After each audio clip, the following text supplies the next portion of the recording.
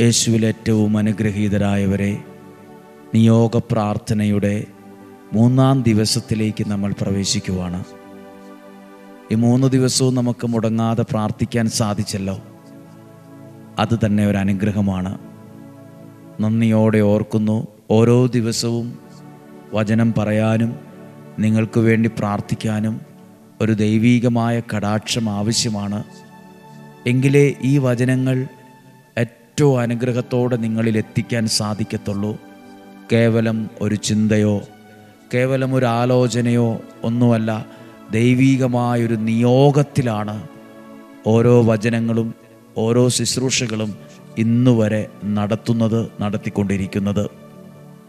പ്രിയപ്പെട്ടവരെ, ഇന്ന് നിയോഗ പ്രാർത്ഥന പങ്കെടുക്കുമ്പോൾ നിങ്ങൾ എഴുതിയിട്ട നിയോഗങ്ങളെ ഓർക്കുകയാണ്, ദൈവസന്നദ്ധിയിൽ ഏൽപ്പിച്ചു കൊടുക്കുകയാണ്. നിങ്ങൾ ഡെയിലി നിയോഗ പ്രാർത്ഥനയും ഡെയിലി ബ്ലെസ്സിങ്ങൊക്കെ കേൾക്കുന്ന കുടുംബങ്ങളെ, വ്യക്തികളെ ദൈവത്തിൻ്റെ കരങ്ങളിൽ ഏൽപ്പിച്ചു കൊടുക്കുകയാണ്. കുഞ്ഞുങ്ങളെ ഏൽപ്പിച്ചു കൊടുക്കുകയാണ്. മാതാപിതാക്കൾ അവരുടെ കുഞ്ഞുങ്ങളെ കൂടി ചേർത്ത് വച്ചാണ് പ്രാർത്ഥിക്കുന്നത്, അനുഗ്രഹമാക്കി മാറ്റുന്നത്. വചനം കേൾക്കും തോറും ഇരുട്ടല്ല വർദ്ധിക്കുന്നത്, വെളിച്ചമാണ് വർദ്ധിക്കുന്നത്.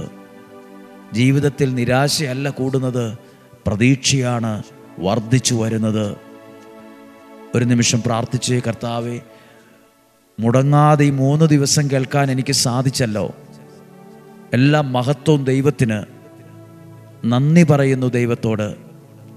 പ്രാർത്ഥിച്ച്, കർത്താവായ യേശുവേ, നിയോഗ പ്രാർത്ഥനയിൽ ഈ 3-ാം ദിവസം പങ്കെടുക്കുന്ന എന്നെയും എൻ്റെ കുടുംബത്തെയും എൻ്റെ ശുശ്രൂഷകളെയും എൻ്റെ ഭവനത്തിലുള്ളവരെയും ബന്ധുമിത്രാദികളെയും എല്ലാം ഞാൻ സമർപ്പിക്കുന്നു.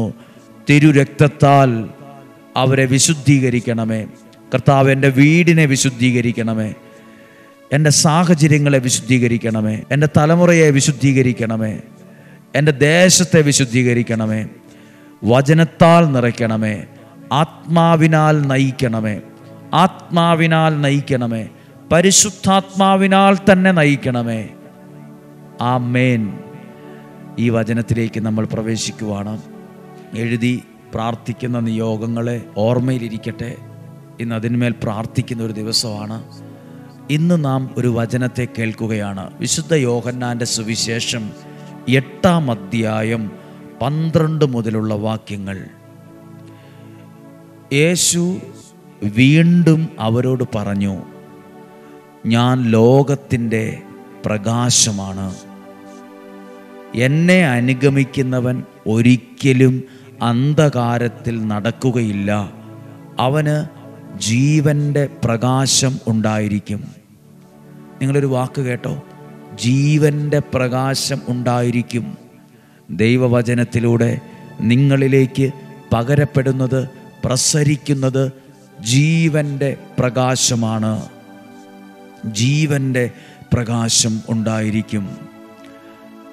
പ്രിയപ്പെട്ടവരെ, ഈ വചനം വായിക്കുമ്പോൾ എന്നെ അനുഗമിക്കുന്നവൻ ഒരിക്കലും അന്ധകാരത്തിൽ, ഇരുട്ടിൽ നടക്കുകയില്ല എന്നുണ്ട്.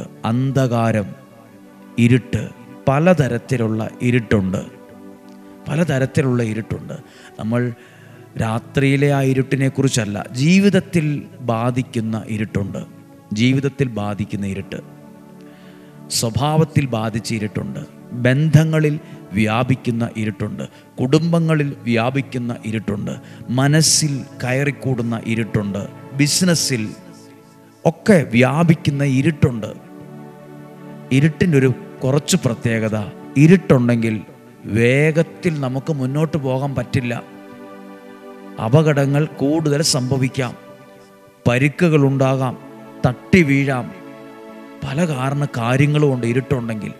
ഇരുട്ട് വ്യാപിച്ച ചിലർ പറയും, എൻ്റെ വീട്ടിലോട്ട് കയറുമ്പം എനിക്കൊരു അസ്വസ്ഥതയാണ്, എൻ്റെ വീട് ആകെ ഒരു ഇരുട്ട് പിടിച്ച പോലെയാണ്, എനിക്ക് വീട്ടിലോട്ട് വരുമ്പോൾ ദേഷ്യമാണ്, വീട്ടിലോട്ട് പറയുമ്പോൾ എനിക്ക് സന്തോഷത്തോടെ ആരോട് സംസാരിക്കാൻ പറ്റുന്നില്ല, എൻ്റെ പിള്ളേരോട് സംസാരിക്കാൻ പറ്റുന്നില്ല, ജീവിത പങ്കാളിയോട് ഞാൻ പുറത്തൊക്കെ ഇങ്ങനെ നടക്കുകയും എല്ലാ സുഹൃത്തുക്കളോടും വേറൊരു വീട്ടിലൊക്കെ പോയാൽ എനിക്ക് സോഷ്യലായി സന്തോഷത്തോടെയൊക്കെ മിണ്ടാൻ പറ്റും. വീട്ടിൽ വരുമ്പോൾ എനിക്ക് ഭയങ്കര ദേഷ്യമാണ്, എടുത്തെറിയാൻ തോന്നുന്നു, ചീത്ത വിളിക്കാൻ തോന്നുന്നു. ആ വീട്ടിൽ ഒരസ്വസ്ഥത, ഒരിരുട്ട്, എൻ്റെ മനസ്സിനകത്തൊരു ഇരുട്ട് കയറുന്നത് പോലെ നിങ്ങൾ പ്രാർത്ഥിക്കുക. യേശു പറഞ്ഞ വാക്ക്, എന്നെ അനുഗമിക്കുന്നവൻ, ഈ വചനം കേൾക്കുന്നവൻ, ഈ വചനം വിശ്വസിക്കുന്നവൻ, ഈ വചനത്തെ ഏറ്റെടുക്കുന്നവർക്കൊരു പ്രത്യേകത, അവർക്ക് ജീവൻ്റെ വെളിച്ചം അവരിൽ വരും. ആ ഇരുട്ട് മാറാൻ തുടങ്ങും. നിങ്ങൾ പ്രാർത്ഥിച്ച്, നിങ്ങൾക്ക് അങ്ങനെ സാഹചര്യമുണ്ടോ? ചിലർക്ക് ബിസിനസ്സൊക്കെ ഉണ്ട്, പക്ഷെ അങ്ങോട്ട് പോകാൻ പറ്റുന്നില്ല. ജോലിയുണ്ട്, ജോലി ചെയ്യാനായിട്ട് ഓഫീസിലേക്ക് പോകാൻ പറ്റുന്നില്ല, ഭയങ്കര ടെൻഷനാണ്. ചിലർ അധ്യാപകരാണ്, ചിലർ ഡോക്ടർമാരാണ്, ചിലർ അവരുടെ വരുമാന മാർഗം പലതാണ്, പക്ഷെ അവർക്കത് ചെയ്യാൻ പറ്റുന്നില്ല. വിശുദ്ധ ഗ്രന്ഥം പറയുക, എന്നെ അനുഗമിക്കുന്നവൻ ഒരിക്കലും അന്ധകാരത്തിൽ നടക്കത്തില്ല, അവന് ജീവൻ്റെ പ്രകാശം ഉണ്ടായിരിക്കും. ജീവൻ്റെ വെളിച്ചം, വചനപ്രകാരം അതൊരു അത്ഭുത പ്രകാശമാണ്. അത് നിന്നിലേക്ക് വരുന്ന സമയമാണ്. ഞാൻ ഈ വചനം വായിക്കുമ്പോൾ നമ്മളൊക്കെ ട്രാഫിക് ബ്ലോക്ക്, അവിടെ നമ്മളെല്ലാ വാഹനക്കാരിങ്ങനെ ട്രാഫിക് ബ്ലോക്കിൽ നിൽക്കുമ്പോൾ, വാഹനത്തിലൊക്കെ ഇരിക്കുമ്പോൾ ഒരു വെളിച്ചം ഇങ്ങനെ നോക്കി നിൽക്കും, അല്ലെങ്കിൽ ആ സിസ്റ്റത്തിലേക്ക് നോക്കും. എപ്പോഴാണോ ആ പോകാനുള്ള ആ വെളിച്ചം അവിടെ ഉണ്ടാകുന്നത്, അപ്പോൾ തന്നെ ആ ഭാഗത്തേക്ക് വാഹനങ്ങൾ പോകാൻ തുടങ്ങും. ഈ നിയോഗ പ്രാർത്ഥന പങ്കെടുക്കുമ്പോൾ നമ്മൾ എവിടേക്കോ ഇങ്ങനെ ട്രാഫിക് ബ്ലോക്കിൽ പെട്ട പോലെ സ്റ്റക്കായി നിൽക്കുവാണ്. എപ്പോഴാ ലൈറ്റ് തെളിയും? നിങ്ങൾ ജീവിതത്തിൽ മുന്നോട്ട് പോകണം എന്നാഗ്രഹിച്ച് പ്രാർത്ഥിക്കുന്ന കാര്യത്തിൽ ഒരു വെളിച്ചം ഉണ്ടാവും. ആ വെളിച്ചത്തെ കണ്ട് നല്ല സന്തോഷത്തോടെ സ്പീഡിൽ മുന്നോട്ട് പോകാൻ പറ്റും. വിശ്വസിച്ച് പ്രാർത്ഥിക്കാൻ തുടങ്ങുന്ന ഒരു സമയമാണ്. പലരും ഈ ട്രാഫിക് ബ്ലോക്കിൽ കിടക്കുന്ന പോലെ ഇങ്ങനെ തടസ്സപ്പെട്ട് കിടക്കുന്ന കാര്യങ്ങളുണ്ട്. മുന്നോട്ട് പോകാനുള്ളൊരു വെളിച്ചം തെളിയാത്തതുകൊണ്ട്, മുന്നോട്ട് പോകാനുള്ളൊരു അനുഗ്രഹം കിട്ടാത്തതുകൊണ്ട്, മുന്നോട്ട് പോകാനുള്ള പല പ്രതിസന്ധികളും നിലനിൽക്കുന്നതുകൊണ്ട് പറ്റുന്നില്ല പലർക്കും. പ്രാർത്ഥിക്കാൻ പോവുകയാണ്. എല്ലാ തടസ്സങ്ങളെയും മാറ്റി ദൈവം അനുഗ്രഹിച്ചോളും. ദൈവവചനം പറയുന്നുണ്ട്, ഇടത്തോട്ടാണോ പോകണ്ടേ, വലത്തോട്ടാണോ പോകണ്ടേ, മുന്നോട്ടാണോ പോകണ്ടേ, പുറകോട്ടാണോ പോകണ്ടേ, അതിനെല്ലാം പ്രയോജനപ്പെടുന്ന ഒന്നാണ് ജീവൻ്റെ പ്രകാശം. അത് ലഭിക്കുമ്പോൾ നിനക്ക് മനസ്സിലാകും, പിടികിട്ടും എങ്ങോട്ടാണ് പോകണ്ടേ. കിഴക്കോട്ടാണോ, പടിഞ്ഞാറോട്ടാണോ, മുന്നോട്ടാണോ, പുറകോട്ടാണോ, തെക്കോട്ടാണോ, വടക്കോട്ടാണോ, റൈറ്റാണോ, ലെഫ്റ്റാണോ, എല്ലാം നിനക്ക് മനസ്സിലാകും. എന്നെ കാണുന്ന കേൾക്കുന്ന ചിലർ എല്ലാത്തിൻ്റെയും ഒരു സന്നിഗ്ധാവസ്ഥയിലാണ്. എങ്ങോട്ട് പോകണമെന്ന് അറിയത്തില്ല. വീട് പണി തുടങ്ങണോ, കല്യാണം നടത്തണോ, ജോലിയാണോ ആദ്യം നോക്കണ്ടേ, എന്താ ചെയ്യേണ്ടതെന്ന് അറിയത്തില്ല. ആ പൈസ കൊടുക്കണോ, ആ പൈസ കൊടുക്കണ്ടേ, ആ ജോലിക്ക് പോകണോ വേണ്ടയോ, ഇൻ്റർവ്യൂവിന് വിളിച്ചിട്ടുണ്ട്, വേണോ വേണ്ടയോ. നിനക്ക് വേണ്ടത് ജീവൻ്റെ പ്രകാശമാണ്. ജീവൻ്റെ പ്രകാശം. എന്നെ അനുഗമിക്കുന്നവൻ അന്ധകാരത്തിൽ നടക്കത്തില്ല. സർവശക്തനായ ദൈവം നൽകുന്ന അത്ഭുത വെളിച്ചം ഇന്ന് നിനക്ക് കിട്ടുന്നത് ദൈവത്തിൻ്റെ വചനത്തിലൂടെയാണ്.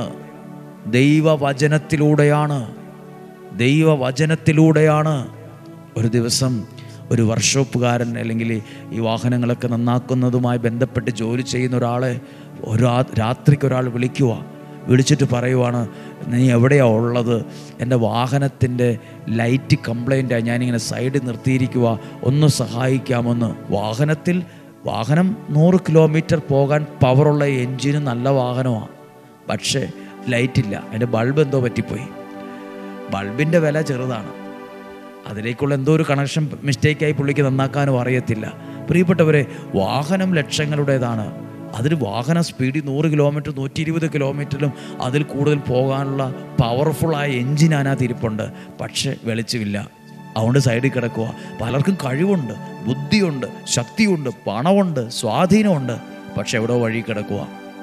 നിനക്ക് വേണ്ടത് മുന്നോട്ട് നിന്നെ നയിക്കുന്ന സാധാരണ വെളിച്ചമല്ല, അത്ഭുത വെളിച്ചം, ജീവൻ്റെ വെളിച്ചം. അതെങ്ങനെ കിട്ടും? എവിടുന്ന് മേടിക്കും? ആരെ വിളിച്ചെഴുന്നേൽപ്പിക്കും? ആരെയും വിളിച്ചെഴുന്നേൽപ്പിക്കുമല്ല, ജീവനുള്ള ദൈവത്തെ വിളിച്ചപേക്ഷിക്കുമ്പോൾ, ജീവനുള്ള ദൈവത്തിൻ്റെ വചനം കേൾക്കുമ്പോൾ ആ ജീവൻ്റെ വെളിച്ചം നിനക്ക് കിട്ടാൻ തുടങ്ങും. പ്രാർത്ഥിക്കാൻ പോവുകയാണ്. ആ നിയോഗം എഴുതി വെച്ച കടലാസ്, ആ പേപ്പർ എഴുതി വെച്ച് 1, 2, 3 നിയോഗത്തിന് വേണ്ടി ഞങ്ങൾ പ്രാർത്ഥിക്കട്ടെ. നിയോഗ പ്രാർത്ഥന 33 പ്രാവശ്യമാണ് ചെല്ലേണ്ടത്. നമ്മളിപ്പോൾ ഈ പ്രാർത്ഥന നടക്കും 3 പ്രാവശ്യം ചെല്ലുവാണ്. ബാക്കി 30 പ്രാവശ്യം നിങ്ങൾക്ക് ഇഷ്ടമുള്ള സമയത്തൊരു നിയോഗത്തോടെ ചെല്ലുക. ചേർന്ന് പ്രാർത്ഥിച്ചേ. നസ്രായനായ യേശുവേ, എൻ്റെ ഈ നിയോഗങ്ങളെ, ഞാൻ ഒന്നാമതായി എഴുതിയ നിയോഗത്തെ അങ്ങ് സ്വീകരിച്ച് അതിന്മേൽ നിലനിൽക്കുന്ന എല്ലാ തടസ്സങ്ങളെയും എല്ലാ ബന്ധനങ്ങളെയും പൂർണ്ണമായും എടുത്തു മാറ്റി സാധിച്ചു തന്ന് എന്നെ അനുഗ്രഹിക്കണമേ. അതിലൊരു അത്ഭുതം നടക്കുന്നത് വിശ്വാസത്തിൽ ഞാൻ കാണുന്നു.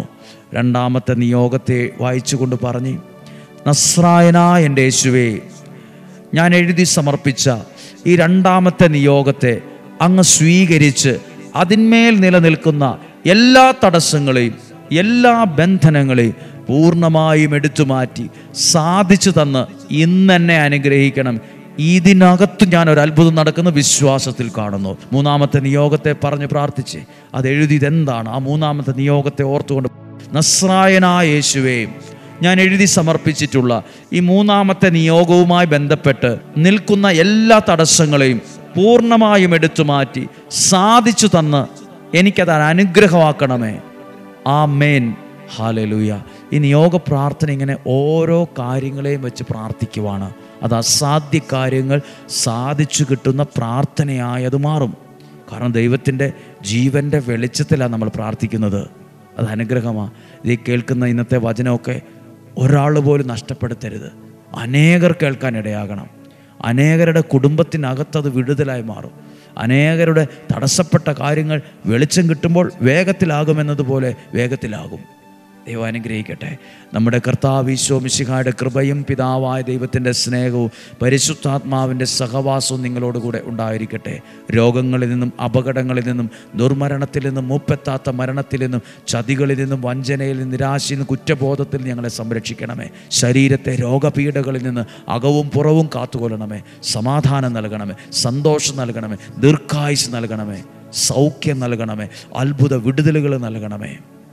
ഇന്നും ജീവിക്കുന്ന സർവശക്തനായ യേശുവിൻ്റെ നാമത്തിൽ ഈ നിയോഗ പ്രാർത്ഥനയിൽ പങ്കെടുക്കുന്നവരെ, ഈ വചനം കേട്ടവരെ, അയച്ചവരെ, നിയോഗം എഴുതി വച്ച് പ്രാർത്ഥിക്കുന്നവരെ, കുടുംബങ്ങളെ, യുവതി യുവാക്കളെ, കുഞ്ഞുങ്ങളെ, രോഗികളെ, ലോകത്തിൻ്റെ വിവിധ രാജ്യങ്ങളിലായിരിക്കുന്നവരെ, ദേശക്കാരെ, അയൽവാസികളെ, സഭാവ്യത്യാസമില്ലാതെ സകലരെയും അനുഗ്രഹിച്ച് ഞങ്ങൾ പ്രാർത്ഥിക്കുന്നു. ഇപ്പോഴും എപ്പോഴും എന്നേക്കും. ആമേൻ. ദൈവം അനുഗ്രഹിക്കട്ടെ. നീ നിയോഗ പ്രാർത്ഥന അനുഗ്രഹമാണ്. സാധ്യമായി എല്ലാവർക്കും അയച്ചു കൊടുക്കണം. കാരണം നമ്മൾ ദൈവത്തിൻ്റെ വചനത്തെ വിളമ്പുന്നവരും വചനത്തെ പങ്കുവച്ച് കൊടുക്കുന്നവരുമാണ്. അത് ദൈവരാജ്യ വളർച്ചയ്ക്ക് കാരണമാകും. എന്നെയും നിങ്ങളെയും അതിനുവേണ്ടി ദൈവം പ്രയോജനപ്പെടുത്തുന്നുണ്ട്. നന്ദി പറയാം. നാളെയും 5:30 ഒരുമിച്ച് കാണുന്നത് വരെ സർവശക്തനായ ദൈവം എന്നെ നിങ്ങളെ സൂക്ഷിക്കട്ടെ. ആമേൻ.